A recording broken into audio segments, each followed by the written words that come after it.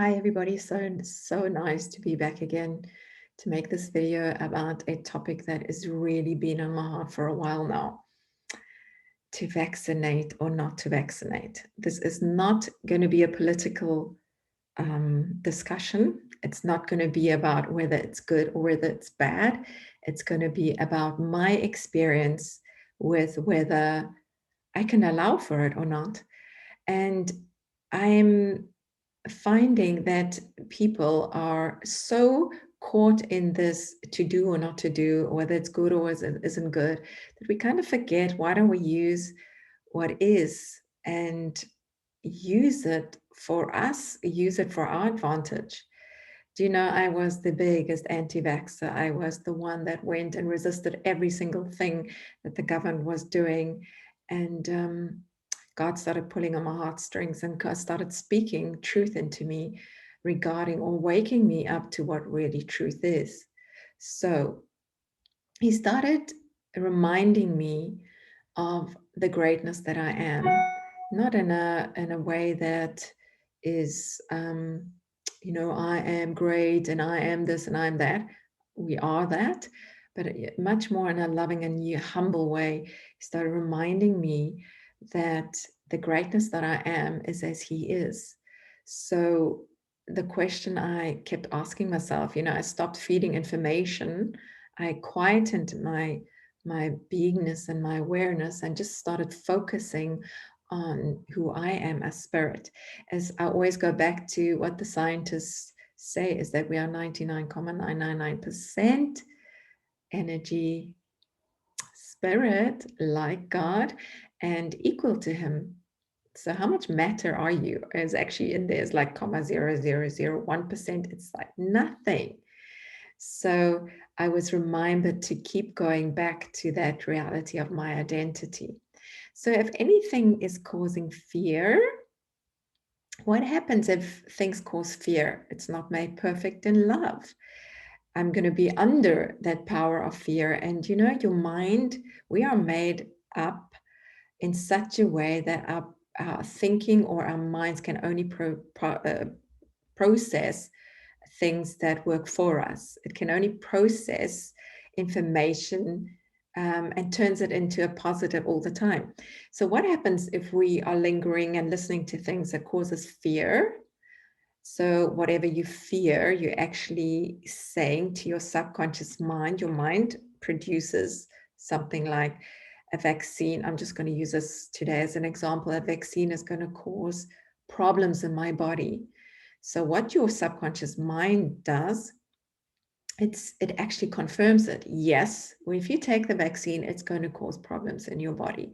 It's going to actually create the problem. That's how powerful we are. We have God's mind. So God keep reminding me of my identity as spirit, which is huge, humongous, massive. If he holds a universe that we haven't even seen the end of the universe, nobody knows, or haven't even in the natural worldly way seen the ends of the universe. My son was saying the other day, if we started traveling towards the end of the universe, it will take so many years. You will probably, in the earthly terms of body life, not ever make it. So if God holds that universe in his hand and we are similar to him and we are made equal to him, we hold the universe in our hands. Now you can imagine, if you look at that, the perspective of that, you look at this earth in the terms of holding the universe in your hand, in his hand. Earth is a dust speck. Dust speck. You on the earth. Okay. Now earth is so minute, you can't even see it in terms of the galaxies. Now there's something that is threatening you, seems to threaten you, challenge you, that's as big as, okay, if Earth is a dust speck, you know what I'm getting at, is as big as nothing. It doesn't even exist in the scope of this humongous awesomeness. Okay, so now it seems to threaten you. What is that? It's like a drop in the ocean, and the ocean we know is a small on the dust speck. You know what I'm getting at? It just dissolves into nothing if we allow it just to be. Just allow what is to be. So if you find yourself resisting things and it's causing, what's happening within you? If you're just fighting what is, it creates incredible limitation. So he was speaking to me and saying to me, well, 2022 is a year of travel. Do you going to get hung up on what the vaccine can do and cannot do? Or you're going to focus on you as spirit being and just allow it to be? So I let go, and I let go of all fear of whatever a vaccine could do to me. And I decided, and I chose life. Had myself vaccinated. It was like having a party, and nothing happened to me.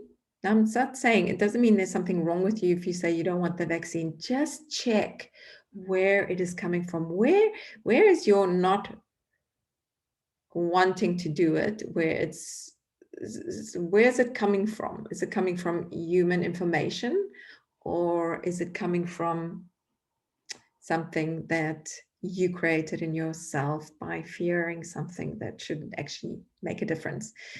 Now, if you go back to, John, the times where they were so prosecuted, they didn't even talk, they just carried on doing their life. They ended up in jail. They sang songs, enjoyed themselves. They didn't start doing marches against them putting people in jail. The other one just went into meetings and they carried on doing what makes them joyful. John ended up being, I know historically, and it doesn't actually say this in the Bible, but according to historical information, he was put in boiling oil. Nothing happened to them. There's so many stories of mystics where they chopped off their heads and they ran around with their head and they would just carry on talking, or they just plonk their head back onto the body, because spirit changes matter. So where are you living from, matter or spirit? Another point was, I used to listen to lots of stories. It fascinated me that people that used to belong to Satanism could morph themselves into snakes, and they could disappear, and they could live underwater for 3 months, and they could drink poison and it didn't hurt them. Just like a lot of people I've heard of drink poison and nothing happens to them. And yet we get so caught up with something like a vaccine as if it's something that is going to shift anything. So why don't we just use challenges, or use things that come against us or seemingly come against us, or that we're challenged with? Use it for you. Use it to discover your identity. Everybody that used to, like if we go to the scriptures, everybody in government, I was thinking of them, how Daniel was put in government. It was always in such a different way to what we do today. Like, you're appointed. God says, I'll put you before kings. Why does he say, renew our minds, think on good things, love those who hate you, seemingly hate you, pray for those who want to harm you, allow for these things? I mean, God is not resisting anything. He just allows for us because he understands what pure love is. It covers everything that is not seemingly aligning to who he is. He sees the best in all things.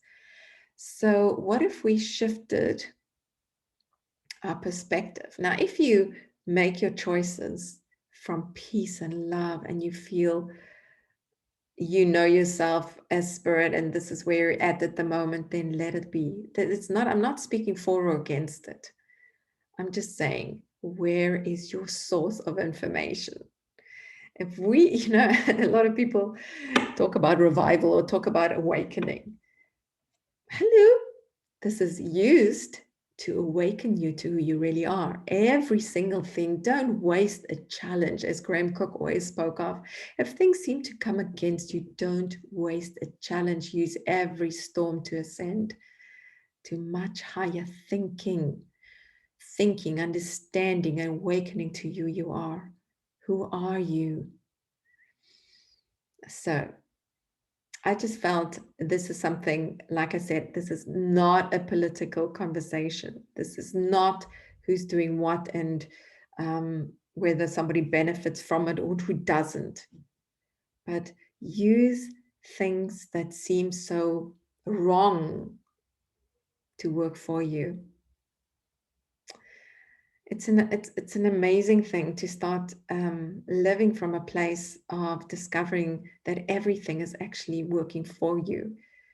So when you feel that pressure, start acting as spirit. Like we've heard this so often, if we squeeze an orange, does apple juice come out? So if you feel pressure, use it to ascend you into who you really are. Let go of thoughts. Let go of any emotions that backs your decision up, that does not look like God, or does not look the spirit that you are, that does not look as like awareness. It does not look like beingness. It does not look like the spirit that you are. So if this is a process, it took me a while. I had to release on any belief system that something could harm me.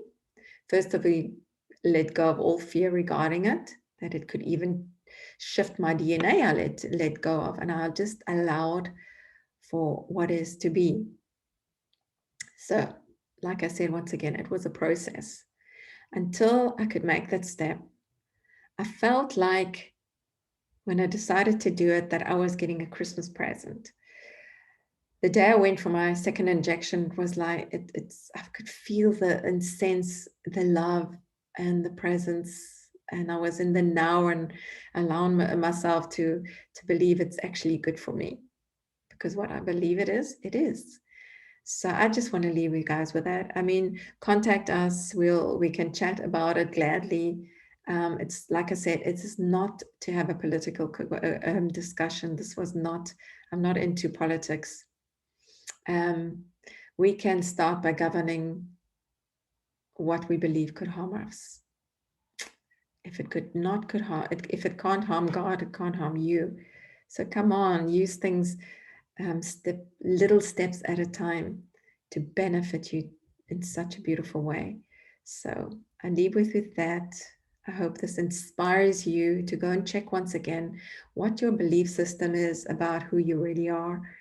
We talk about we are this and I am, and so many ways, and yet something like this comes and seems to be so unfair. Use it to discover your true identity as not human, as spirit, oneness, and start living from there. Like I said, if it takes you a couple of months or whatever, use this to discover your true identity. So I leave you with that today, as I said before. Enjoy your week, and I hope this inspires you to really step out. And in the beginning, where maybe you have a medical condition where you just feel this could harm you more, just check whether there's fear in that decision. That's all I'm asking. Check what your source of your decision is. And until next time, goodbye.